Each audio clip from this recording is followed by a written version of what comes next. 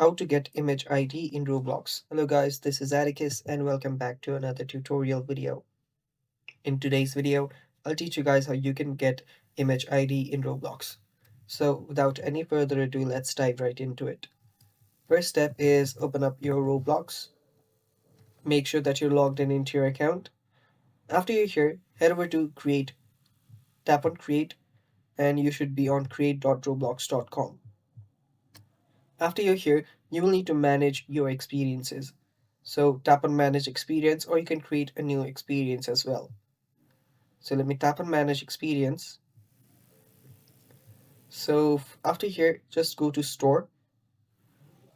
You should be on creators hub. You can just directly go to store as well. After you're on store, go to decals. After you're on your decals, simply choose the image that you want to download. Let's say I want to download this here. After you open up here, you open up any product or any photo, what you can do is you can see its link on the top and you'll see this number. Now, this number is actually its ID. So, this is the image ID right here. You can simply copy this and use it wherever you want. And that's how you can get your image ID in Roblox. Thanks for watching, guys. That's all for today's video. Stay tuned for more, and bye bye.